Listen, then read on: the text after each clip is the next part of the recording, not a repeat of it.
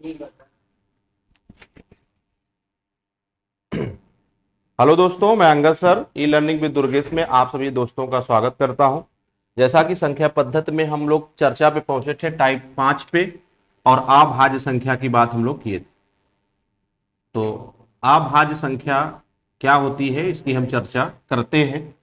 कितने अभाज्य संख्या होती है, एक से लेकर 100 तक की संख्याएं कितनी अभाज्य संख्या होती है। तो पहले हम जानेंगे अभाज्य संख्या क्या है।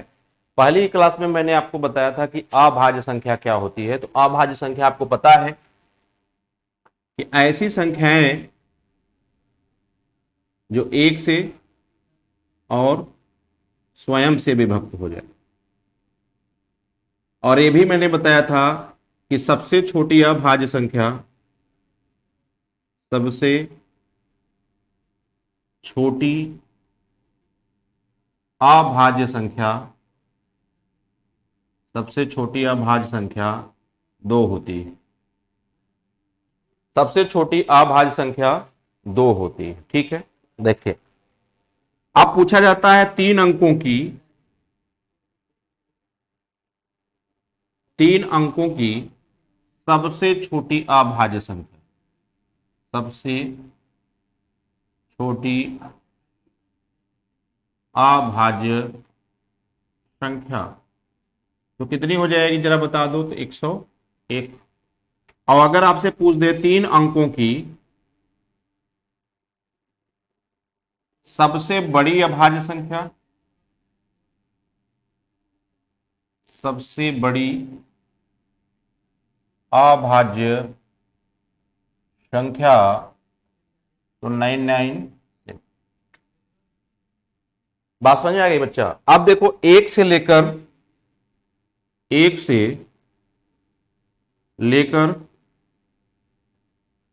100 तक कितनी अभाज्य संख्या, अभाज्य संख्याएं आप कहेंगे 25। कितनी कहेंगे? 25। और एक से लेकर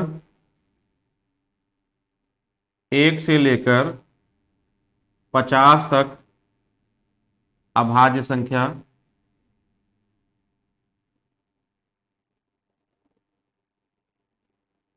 15।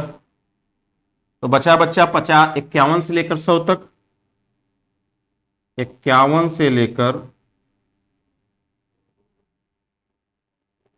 100 तक अभाज्य संख्या। 25 में से 15 घटा दो, बचा कितना? 10।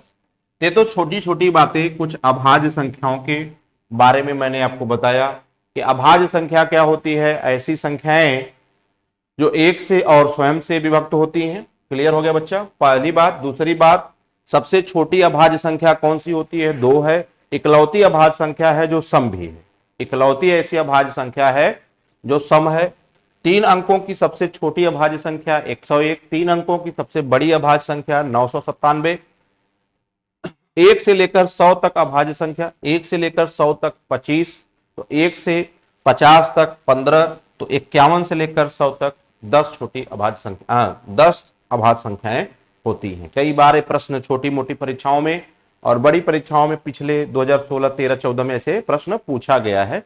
तो आप इस चीज को दिमाग में रखेंगे। अब इस पर सवाल क्या आते हैं उसकी चर्चा में पिछली क्लास में आपसे थोड़ा सा किया था कि कोई भी संख्या हो बिना अभाज्य संख्याओं के मल्टीपल से नहीं बनी है। इसलिए ऐसा इसलिए है क्योंकि मैंने आपको 2 बातें बताई कि पहली बात तो 2 जो है एक सम संख्या है और अभाज्य संख्या है जिसका 2 से जो भी मल्टीपल होगा सबका कट जाता है। और 3 तो है ही, 4 आएगा तो 2 आ जाएगा, 5 आएगा, 7 आएगा। तो ठीक है, तो बातें समझ में आ गई होंगी। तो अब हम इस पर सवाल करते हैं, कैसे कैसे सवाल इस परीक्षाओं में बनते हैं इस पर। तो ये बेसिक रहा आपके जानकारी के लिए। अब चर्चा में लेता हूं। देखिए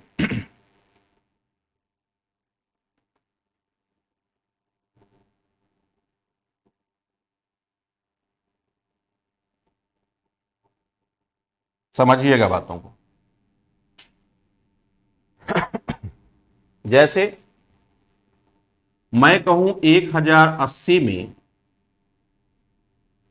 कितने अभाज्य गुणनखंड, कितने अभाज्य खंड हैं?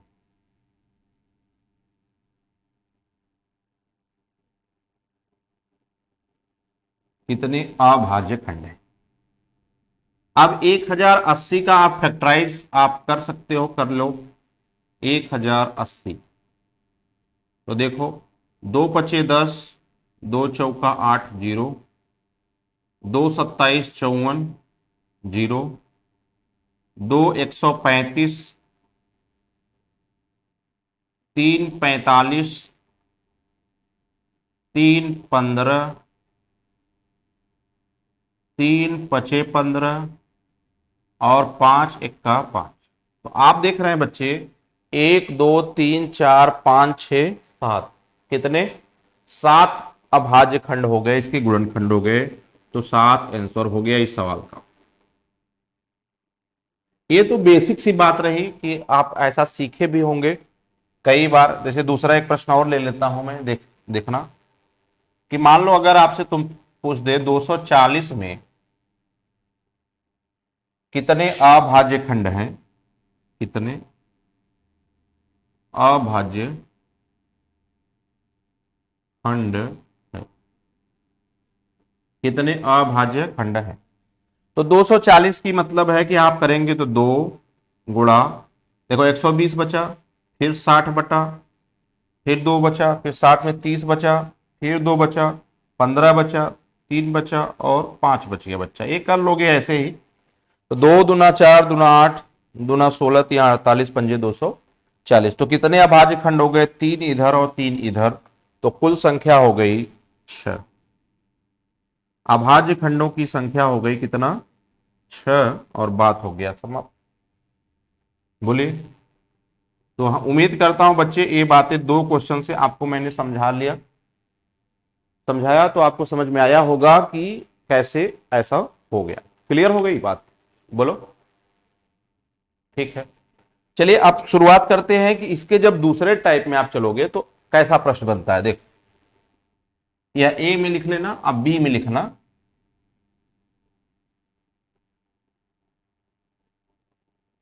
देखो,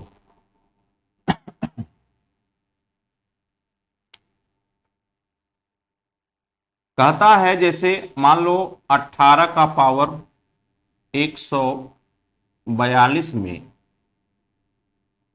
एक बात मैं कर रहा हूं, 18 के पावर 142 में अभाज्य खंडों की संख्या होगी। अभाज्य खंडों की संख्या होगी। अब बच्चा 18 का आप गुणनखंड करो पहले। देखो 18 को क्या करोगे? 2 3 6 और 3 18, कितने गुणनखंड? 3। 3 का गुणा किसमें करोगे? 142 में। जो गुणनखंड आएंगे अभाज्य खंडों की संख्या, वही इससे गुणा कर दो। तो 14 3 42 और 3 दूना 6, ये आपके सवाल का, यानी 426 गुणनखंड होंगे। उम्मीद करता हूं बच्चे समझ में आया होगा। एक सवाल और लेकर समझाता हूं। मान लो तुम्हें 17 का पावर 110 का 111 का अभाज्य खंडों की संख्या बतानी हो। भाज्य खंडों की संख्या बतानी हो। अभाज्य खंडों की संख्या क्या होगी?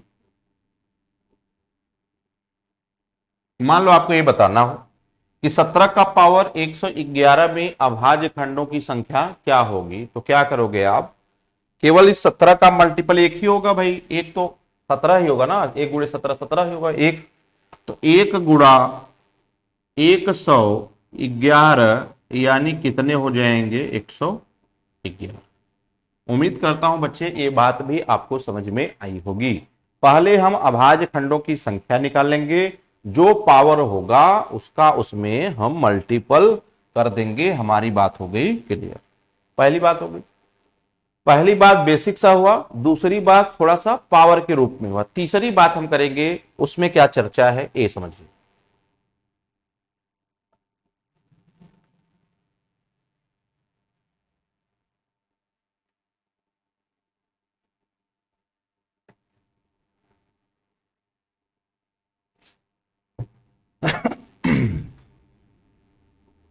तीसरी बात क्या है समझिएगा।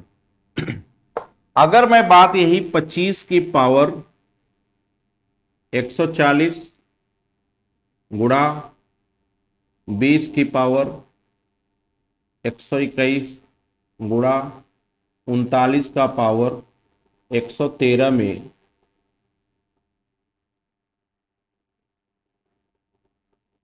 अभाज्य खंडों की संख्या होगी। अगर आपसे इस टाइप से भी प्रश्न पूछा जाता है अभाज्य खंड निकालने के लिए, तो भी आप आराम से निकाल सकते हो। देखिए समझिएगा मेरी बात को कि मैं क्या समझाना चाह रहा हूं। इस 25 को जब आप गुणनखंड करोगे तो 5 गुणे 5 मिलेगा, यानी 2 मिला। कितना मिला? 2 अभाज्य खंड मिले। तो 2 गुणा 140, वही काम मैंने कर दिया। यहां गुणे के लिए क्या लगाएंगे? प्लस। अब बात दिमाग में अगर भाग होता तो चर्चा उसकी भी करेंगे, ठीक है। अब 20 का जब हम गुणनखंड करेंगे तो 2 दूना 4 पचे 20, 2 दूना 4 पचे 20, तो कितने गुणनखंड हो गए? 3, 2 2 5, 3 हो गए। तो 3 का गुणा हम 121 में करेंगे, प्लस 39 का करना है तो 39 का करेंगे तो 3 गुणे 13, 3 गुणे 13 करेंगे तो यहां भी 2 का गुणनखंड मिला, तो 2 गुणे 113 मैंने कर दिया, ठीक। अब देखिए ये हो गया 140 दुना 280, प्लस ये हो गया 12 तिहाई 36 363, प्लस यह हो गया 11 दुना 22 और 3 दुना 6। अब जोड़ दो बच्चा, 3 6 9, 8 6 14 2 16, हाथ में है 1 और 2 3 5, 5 2 7 और 1 8। तो कितने गुणनखंड हो गए? 869। बोलो क्या बातें समझ में आई मेरी? छोटी छोटी चीजों को जोड़कर बड़ा प्रश्न बनता है। तो आप देख रहे होंगे कि पहले केवल इतना था, 25 का पावर 140 था। तो 25 का जब हम गुणनखंड करते थे तो 2 मिला, भाई 5 5 मिलेगा ना, 5 5 25। उसका पावर 140 था तो गुणे 140 कर देते थे, तो पहले हमको 140 गुना 280 मिलता था। फिर अगर मुझे अकेले सवाल 20 का पावर 121 मिला होता तो 2 दूना 4 पचे 20, 3 गुणनखंड होते और 3 का गुणा 121 में करता तो 363 हो जाता, ठीक है। फिर 39 का मिला तो 3 गुणे 13 होता है, 2 होता है, 2 का मल्टीपल 113 में करेंगे तो 226 हो जाएगा। मानते हो बात को? अब लेकिन ये तीनों को इकट्ठे करके दे दिया, तो यानी इस गुणे का मतलब यहां क्या हो गया? प्लस हो गया। और मैंने इनको इनको इनको पूरे को जोड़ दिया तो मुझे पता चला कि इसके जो अभाज्य खंडों की संख्या होगी वह कितना होगी? 869 होगी। हाँ या ना? बोले बातें समझ में आ रही हैं? चलिए अब अगर इसको और फोल्ड करता इसी सवाल को, इस रूप को, तो क्या करता वो दूसरे सवाल में मैं समझाता हूं। देखिए अगर मान लीजिए इसी सवाल को, इसी सवाल की बात मैं कर रहा हूं, तो इसको लिखता 5 का स्क्वायर का पावर 140 गुणे, यहां कुछ नहीं है तो यहां 4 गुणा 5 करता, या 2 का स्क्वायर गुणे 5 करता, 2 की स्क्वायर गुणे 5 का पावर करता 121, ठीक है। गुणे यहां क्या करता? 3 गुणा 13 का पावर 113 कर देता। और सवाल में अभाज्य खंडों की संख्या पूछता, तो आपको दिमाग में होना चाहिए कि 5 की 2 घात है, यानी 2 अभाज्य गुणनखंड है। तो 2 गुणा 140 प्लस इसके 2 हैं और एक इसके 3, 3 गुणा 121 प्लस यहां 2 ही हैं तो 2 गुणा 113 हो जाता। और जब इसको आप जोड़ रहे होते फिर से तो 869 होता। तो बात समझ पाए? तो सवाल इस तरीके से भी फोल्ड कर सकता है, तो इससे परेशान होने की जरूरत नहीं होती। ठीक है, और सवाल अगर इस तरीके से दिया है तब भी परेशान होने की कोई जरूरत नहीं। यहां तो इसने कह दिया है 2 है, यहां 2 है, इसकी पावर 1 यानी 2 1 3 हो गई, यहां तो 1 1 ही है तो 1 1 ही है। देखिए क्लियर हो गया, कर लोगे, चले आगे। ठीक,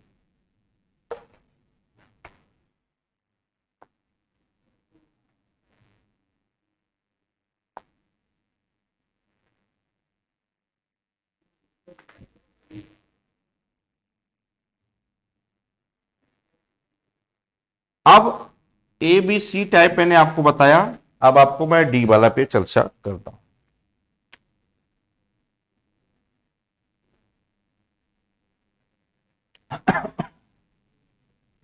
ध्यान समझिएगा इस बात को बच्चे, इस बात को समझने के लिए 2 क्राइटेरिया मैं आपको समझाऊंगा। दोनों प्रश्न के स्तर बड़े अच्छे होते हैं, उसको आपको समझना है और स्वीकारना है कि इस बात को करते। कभी कभी तो ये सवाल देखो इस टाइप से दिया जाएगा कि मान लो 20 का पावर 110 गुणा 15 का पावर 170 गुणा 18 का पावर 10 है, बस इतना दे देता हूं बटे, आपसे कह देगा,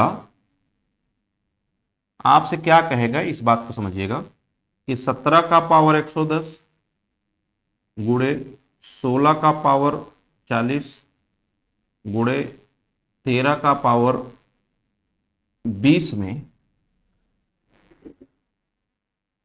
अभाज्य खंडों की संख्या क्या होगी। अभाज्य खंडों की संख्या क्या होगी, बात को समझिएगा बच्चे। तो अब जो 20 है उसका तो गुणनखंड करोगे 2 2 5, 2 दूना 4 5 20, तो 3 हुआ ना, तो 3 का गुणा 110 में, 3 का गुणा 110 में गुणे के लिए क्या करेंगे प्लस, 15 का करोगे तो 3 पचे 15, कितने 2, 2 का गुणा 170 में प्लस, जब 18 का करोगे तो 2 तिहाई 6 तिरिक 18, 2 तिहाई 6 तिरिक 18, तो 3 हुए, 3 का गुणा 10 में, 3 का गुणा 10 में, अरे बोलो 18 का करोगे तो 2 तिहाई 6 तिरिक 18, 2 तिहाई 6 तिरिक 18, कितने हुए 3 ही हुए ना। अब डिवाइड के लिए आप यहां क्या लगाते हो माइनस, डिवाइड के लिए क्या लगाओगे माइनस। देखो भाई गुणे के लिए अभी तक हम लोगों ने प्लस लगाया, गुणे के लिए हम लोगों ने क्या लगाया प्लस लगाया, अब भाग के लिए हम लोग क्या लगा रहे हैं माइनस लगा रहे हैं।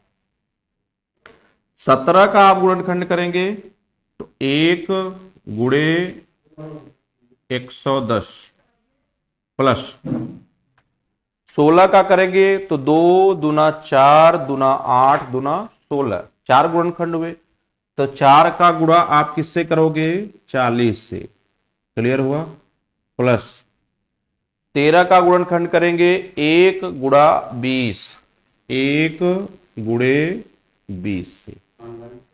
ठीक, अब देखिए कितना करेंगे, 3 का गुणा 110 से करेंगे तो हो जाएगा कितना 330, प्लस 170 का 2 से करेंगे तो 340, प्लस 10 3 30, खत्म बात। यहां पर आ जाइए तो क्या करेंगे 110 प्लस 40 चौका 160 और प्लस 10 दूना 20, क्लियर हो गया।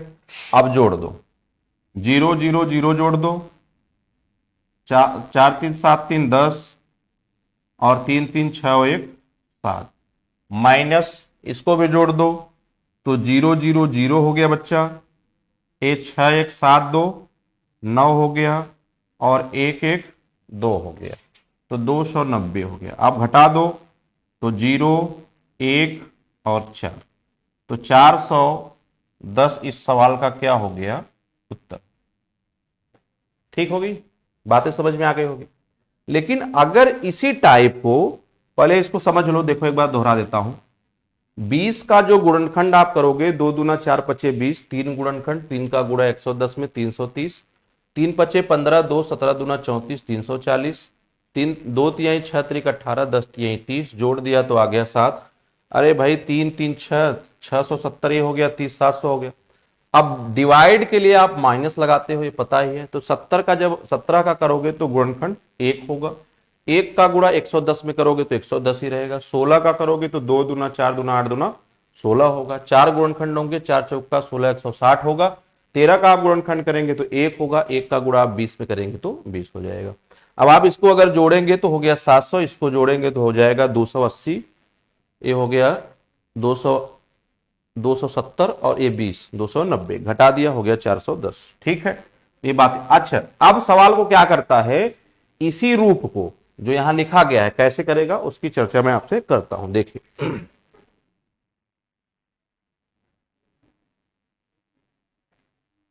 अब कभी सवाल अगर मान लो इस टाइप से बना दे, ये तो मान लो बेसिक सा उस टाइप से हो गया। अगर मान लो ये ऐसे लिख दे, 2/3 4/3 का पावर 10 गुणा 13/12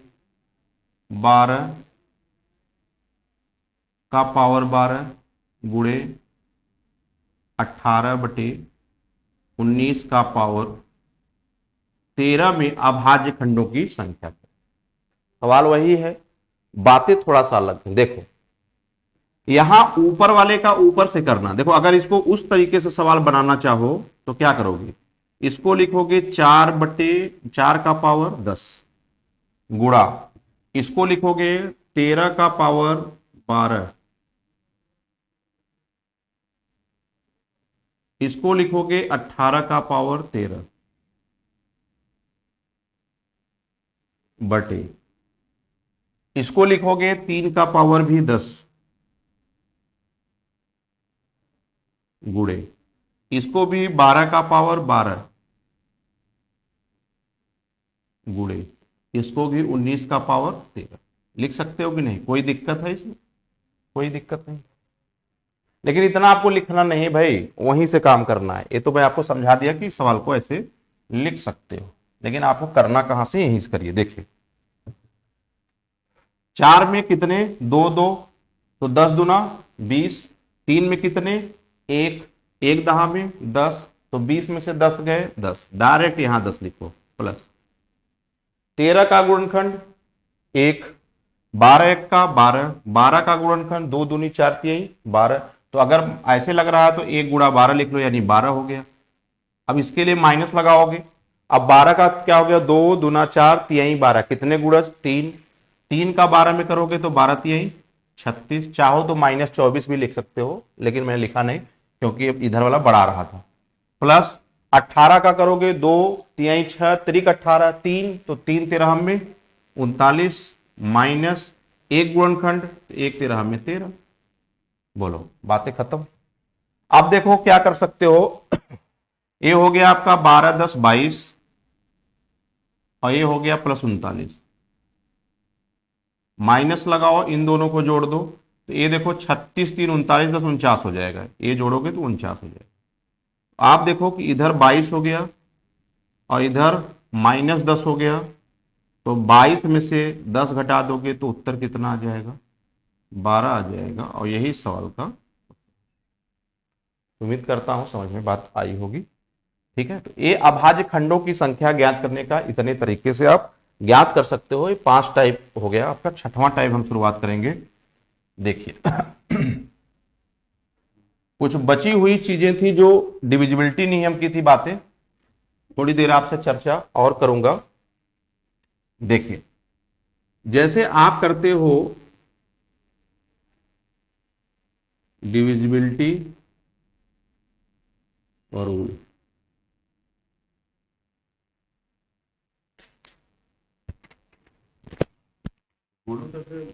बतिला वह बतिया का हिसाब होता ही नहीं, वो जो आए। चलिए, अब डिविजिबिलिटी नियम में पढ़ेंगे बच्चा। देखिए क्या है कि देखिए डिविजिबिलिटी नियम क्या कहता है कि देखिए क्या होता है, जैसे आप कभी कभी 9 का, 19 का, 29 का, 39 का, 49 का, 59 का, 69 का, ऐसे अगर डिविजिबिलिटी आप किसी चीज का निकालना चाहते हैं, जैसे मान लीजिए, तो आप देखेंगे कि इसके पास जीरो वाले में किस में आता है, तो +1 करने पे 10 हो जाता है, +1 करने पे कितना हो जाता है 10। और यहां आप देखेंगे +1 करने पे कितना होता है 20। तो आप समझिएगा क्या मैं समझाना चाह रहा हूं।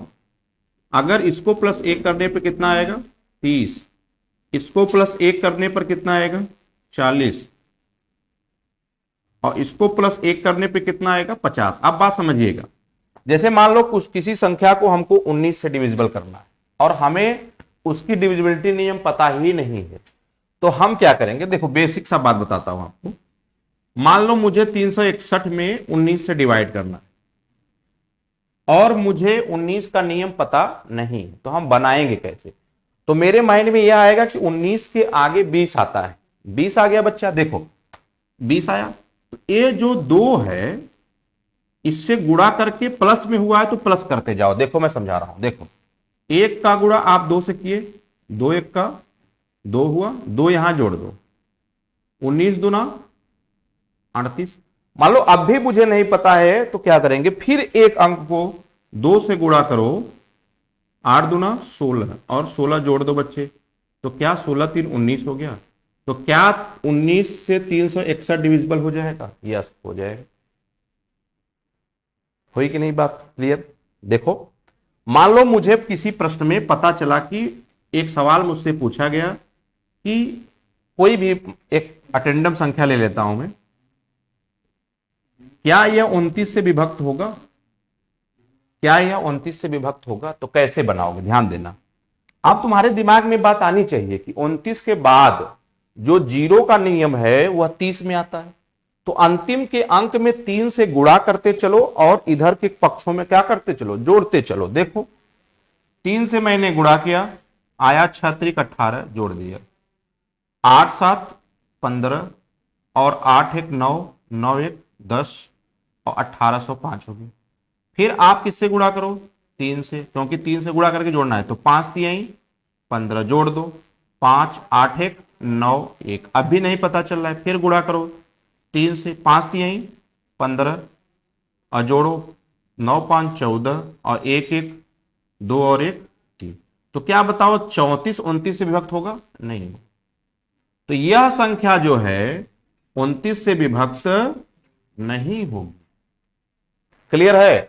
ऐसे ही जब आप 39 का बनाते हो, किसका बनाओगे बच्चे, 39 का भी जब आप बनाओगे तो किससे गुणा करके जोड़ते जाओगे, 4 से गुणा करते हुए बाएं साइड में जोड़ते चले जाओगे, ठीक है। अगर 49 का नियम, 49 से कोई संख्या तुम्हें काटनी है, देखो सवाल तो परीक्षा में जो बनते हैं, अब 39 तो कर ही सकते थे, 13 3 39, एक तो 13 का नियम लग जाएगा, एक 3 का नियम लग जाएगा, बात हो जाएगी खत्म। लेकिन मैं आपको क्या सिखाना चाह रहा हूं, जैसे अब 39 आया तो आप 13 और 3 का 2 नियम ना लगाओ, एक ही नियम में काम बना लो।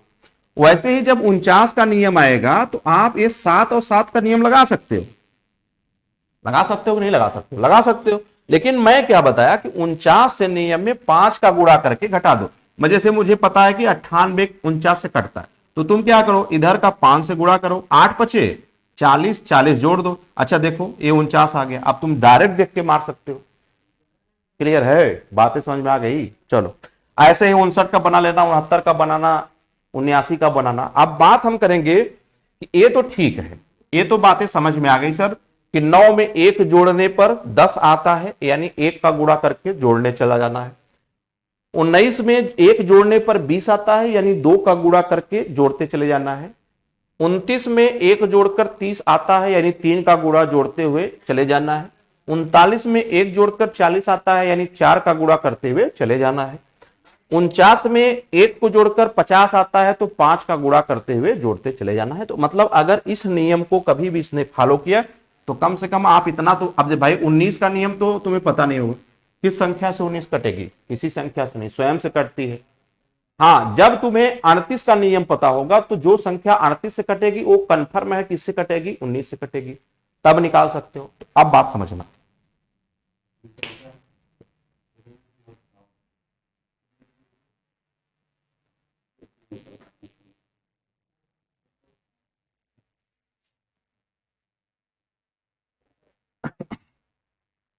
अब देखिएगा तो समझ पाए क्या होता है। अब जैसे मैं करूं अगर बात आपसे कि भाई साहब 11 का नियम,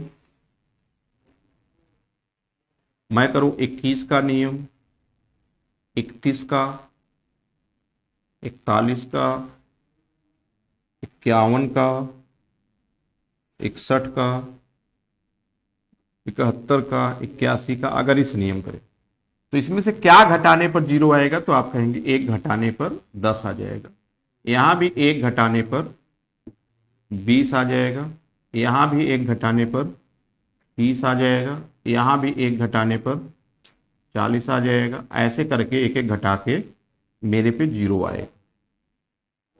अब नियम कैसे बनाओगे? अब समझ गए होगे नियम कैसे बनाना है कि अगर 21 का नियम हमसे पूछा, जैसे मान लो मैं ले लिया 441, आप लोग बड़ी संख्या से भी कर सकते हो, सवालों में हम इसका यूज करेंगे, देखना। अब 2 से गुणा करके घटाते जाना है।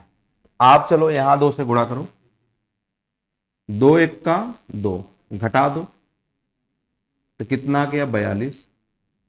फिर 2 से गुणा कर दो, 2 दूना 4, और ये 4 घट गया यानी जीरो आ गई, तो संख्या तो प्योर रूप से क्या होगी? कट ही जाएगी। तो बताओ समझ पाए क्या? अगर मुझे 31 का नियम लगाना है, 31 का, मान लो मुझे 992 में देखना है कि क्या यह 31 से कटेगा, तो आपको पता है 1 घटाना है तो 3 से मल्टीपल करना है, तो 3 का गुणा किया, 3 दूना 6, घटा दो तो यहां बच गया 93। अभी भी नहीं पता चल रहा है, फिर 3 से गुणा करो, 3 त्रिक का 9, 9 घटा दो, और जब जीरो आ जाए तो आपको पता है ना कि जब जीरो आएगी तो संख्या तो इससे कट ही जाएगा। क्लियर हो गई बात?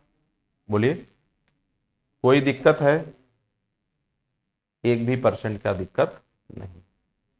तो समझ पाए बच्चे कि अगर 41 का निकालना हो, 51 का निकालना हो, 61 का निकालना हो, 71।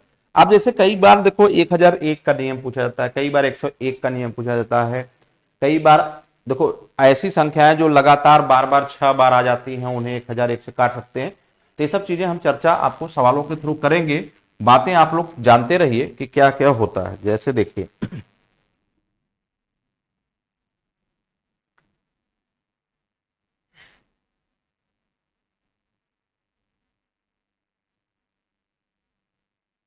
आप 11 का नियम जानते ही हैं, 11 का कि अगर कोई संख्या 2 4 2 ऐसे लिखी है तो इसका इसका योगफल इससे डिफरेंस पे घट जाता है, यानी 2 2 4, 4 में से 4 गए, ये 2 अंक की है तो एक एक बनाते हैं ना, एक इधर से एक इधर से एक एक एक एक। यही बात जब एक एक 101 से रहेगी तो इधर से बनाएंगे बच्चा, वही काम करेंगे, 2 जोड़ा। जैसे मान लो मैं कहूं 202 है, ठीक है, तो मैंने 2 जोड़ा लिया, इसको ले लिया। अब इसको इससे घटा देंगे, कुछ और रहेगा तो जोड़ के घटाएंगे, ठीक। तो घटा दिए तो आगे क्या बात? जीरो, यानी ए संख्या भी 101 से कट जाएगी। इसी तरीके से यहां 2 का जोड़ा, फिर अगर 1001 रहेगा तो हम इधर से किसका जोड़ा बनाएंगे? 3 का जोड़ा बनाएंगे। देखो 1 2 3 का जोड़ा, 3 से। जैसे मैं कहूं क्या यह संख्या, देखो 1 2 3, इधर मैंने 4 लिख दिया, अब क्या ऐसे कटेगी? अब आप इसको जोड़ेंगे, जोड़ के घटाएंगे तो कटेगी नहीं। तो आप समझ पाए मैं क्या कहना चाह रहा हूं कि 11 में हम किसका डिफरेंस देखते हैं? एक संख्याओं को लेकर। 101 में किसका डिफरेंस देखते हैं? 2 संख्याओं को लेकर। तो 1001 में किसने के देखेंगे? 3 का। अगर मुझे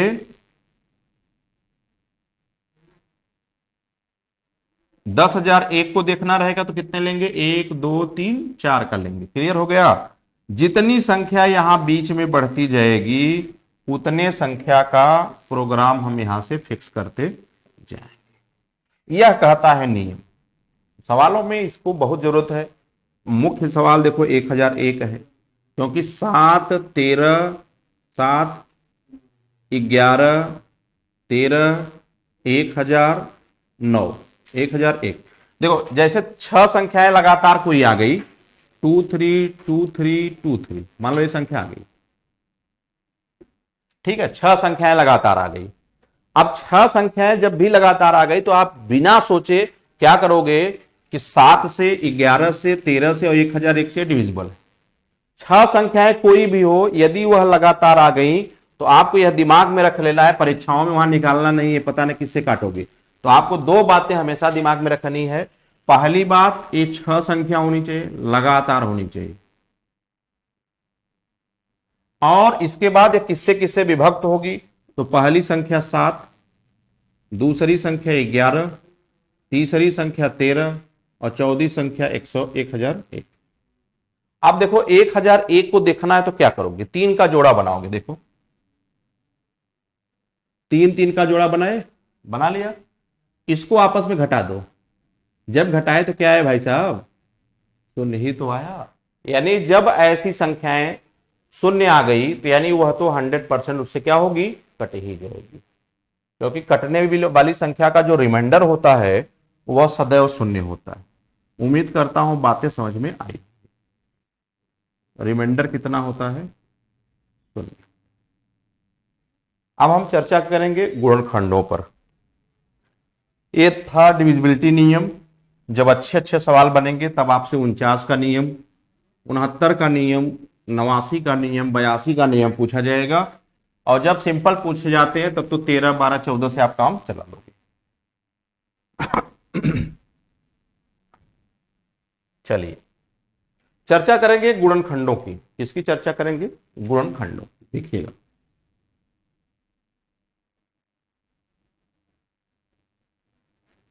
देखो गुणनखंड और गुणज 2 बातें होती हैं। 8 का गुणनखंड क्या होगा, ऐसा संख्या जो इसको पूर्णतः विभक्त कर दे गुणनखंड कहलाती है। देखो 2 दूना 4 दूना 8, ठीक है। इसे आप इंग्लिश में जान लो, इंग्लिश में थोड़ा अच्छा लगता है कि ये फैक्टर हो जाता है और ये मल्टीपल हो जाता है। तो 8 का अगर गुणज करोगे तो 8 1 का 8, 8 दूना 16, 8 त्रिक 24, 8 चौक 32, 8 25 40, डाट डाट डाट डाट। यानी 8 के मल्टीपल में अगर संख्याएं आ रही हैं तो वह गुणज है, और 8 के अगर फैक्टर में संख्याएं आ रही हैं तो वह क्या है, गुणनखंड। ये बात आपसे पूछेगा नहीं, बेसिक है, जान लो। क्या पूछेगा उसकी चर्चा मैं आपसे अभी करता हूं। अब आपसे पूछा क्या जाता है समझिएगा। आपसे पूछा जाएगा 24 के कुल गुणनखंडों की संख्या क्या, कुल गुणनखंडों की संख्या क्या होगी।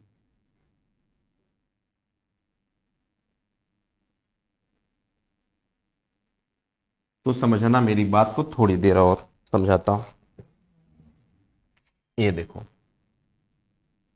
अगर मान लो एबीसी 3 संख्याएं, एबीसी क्या है, 3 संख्याएं हैं, और इसके पावर पी क्यू आर, कुछ भी और हो सकता है, ABCD EFG भी हो सकता है, अधिकतम 3 मल्टीपल होते हैं।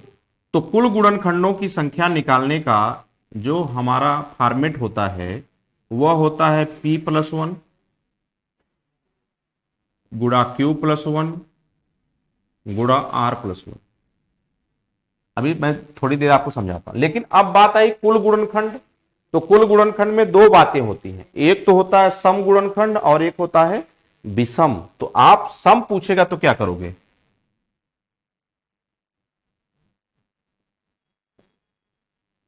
तो सम गुणनखंड में बच्चा क्या करोगे, पी, पी माने पावर जो ऊपर वाला है, ए वाला, गुणा Q+1 गुणा R+। अगर आपसे विषम गुणनखंड पूछे कितना पूछे, विषम गुणनखंड पूछे तो 1 गुणा Q+1 गुणा R+। मुख्य बात है, ये बात आप याद रखें, जरूरी। चलिए अब सवाल को देखें। मैंने कहा कि 24 के कुल गुणनखंडों की संख्या। जब आप यह तरीका न जानो तो क्या करोगे, देखो 24 लिखोगे, किससे किससे कटेगा, 1 से, 2 से, 3 से, 4 से, 6 से, 8 से, 12 से और खुद अपने से। तो कितने गुणनखंड हो गए, 1 2 3 4 5 6 7 8। तो मान लो एक आंख को छूट गया होगा तो ठीक है, नहीं छूटा होगा तो कोई बात। चलो देखो भाई, 1 से कटेगा, 2 से कटेगा, 3 से कटेगा, 4 से कटेगा, 6 से कटेगा, 8 से कटेगा, 12 से कटेगा और 24 से कटेगा। क्लियर हो गई। अब बात को समझना, अगर मैं 24 का गुणनखंड जानता हूं कि 2 दूना 4 तिहाई 12 दूना 24, यानी 2 3 बार आ गया, ध्यान देना, 2 गुणा 2 गुणा 2 गुणा 3। तो 2 की घात कितनी, 3, 3 की घात कितनी, 1। मैंने आपसे क्या बताया, अगर कुल घात निकालनी है तो घातों को जोड़ के गुणा कर दो। तो करो बच्चा, 3 1 4 गुणा 1 1 2। तो क्या मेरे पास उत्तर आया 8 क्या? तो देखो यहां से भी 8 आया। तो ये तो छोटे सवालों के लिए। कभी 1080 का गुणनखंड पूछ दे तो ऐसे करोगे, जरा बताओ, उलट जाओगे ले लाके। देखो अब इसमें सम संख्या की बात पूछे, किसकी बात पूछेगी, सम संख्या की। अब सम देख लो, पहले छोटे सवाल शुरुआत किया हूं, अभी बड़ा लेकर समझाता हूं। देखो सम क्या क्या हो गया, 2 हो गया, 1 4 हो गया, 6 हो गया, 8 हो गया, 12 हो गया, 24। कितने हो गए, देखो 1 2 3 4 5 6। तो सम कितने हो गए भाई, सम हो गए 6 ठो। आप बताओ, सम में आओ। P माने पावर, पावर कितना, 3। आगे जोड़ देना है 1 + 1, तो 3 दूना 6, 1 सेकंड का हो गया काम। अब आपसे अगर बच्चा विषम पूछे, अगर आपसे विषम पूछे तो 8 कुल रहा, 6 थी तो बचा 2 थे भाई, 2 ये हुई 1 और 2, ठीक है। चलो अब यहां से विषम निकाल लो, विषम निकालो। 1 डायरेक्ट गुणा 1 + 1, 1 + 1 होता है 2, तो कुल हो गए कितने, ये हो गए गुणनखंड। आप सवाल समझिए कि जो सवाल इस बार सिंपल परीक्षा यानी यूपी टेट का आया हुआ है, मैं उसको आपको कराता हूं। पहले ये ऊपर का मैं मिटा देता हूं, देखिएगा। अरे अरे,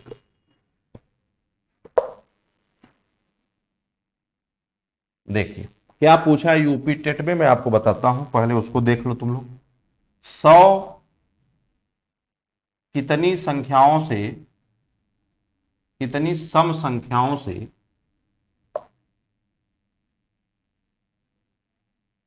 विभक्त होगा।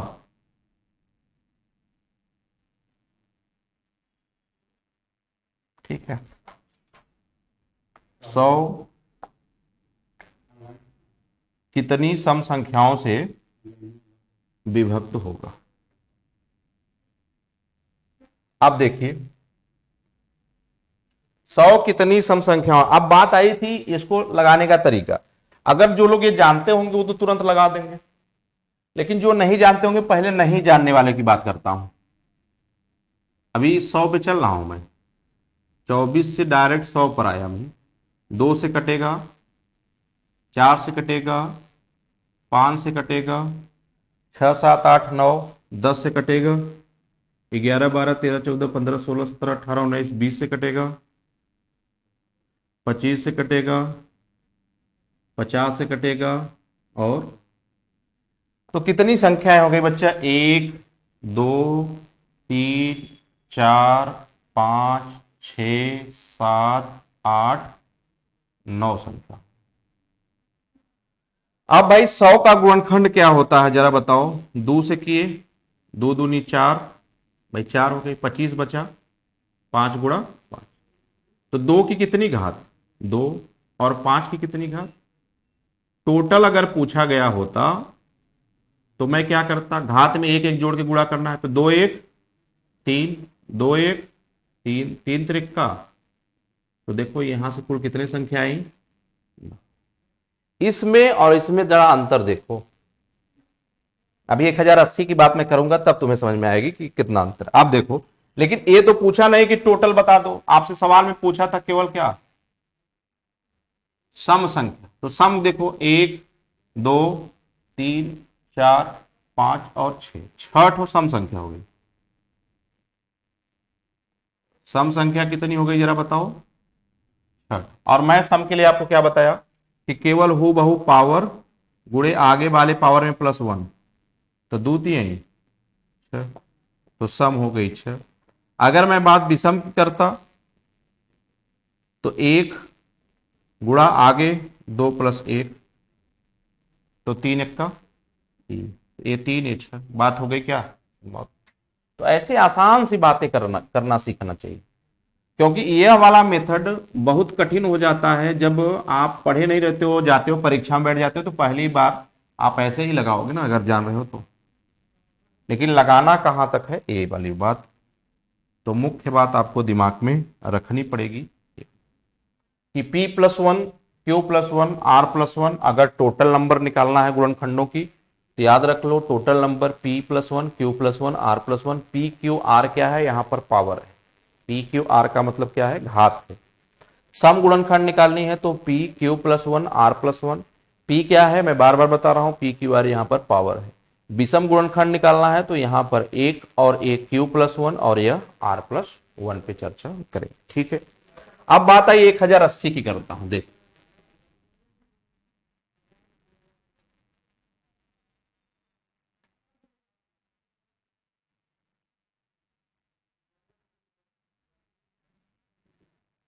देख भाई 1080 है, तो अब आप 1 2 कर लेना, वो मैं करूंगा नहीं। 2 पचे 10 40, 2 27 54, 2 13 13.5 135, 3 45, 3 15, 3 पचे और 5 1 का। तो आप देखोगे 2 की घात 2, सॉरी 2 की घात 3, 3 की घात 3 और गुणे 5, बस इतने की जरूरत है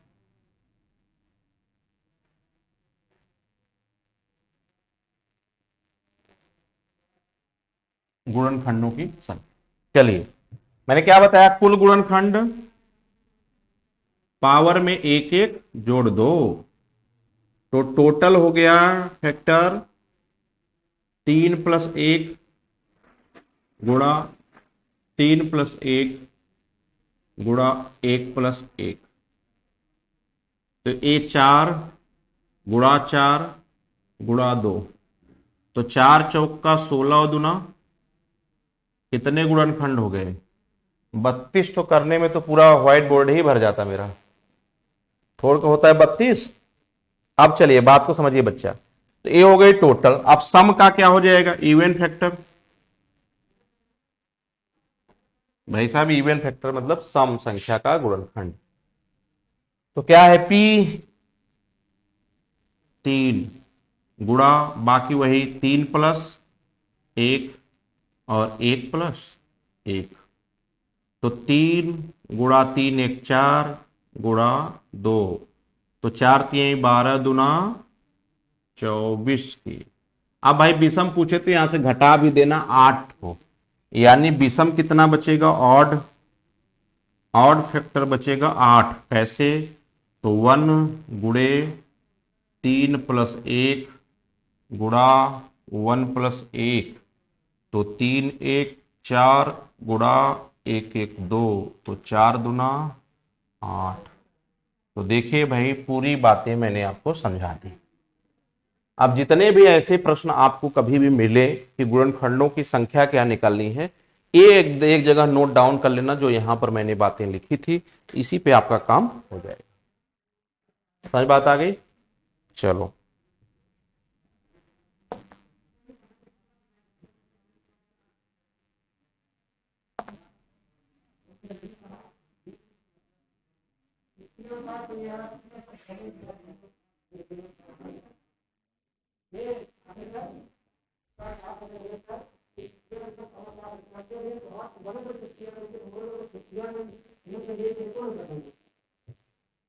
चलिए दोस्तों, जो योगफल वाला मैटर है वो हम कल बातें करेंगे।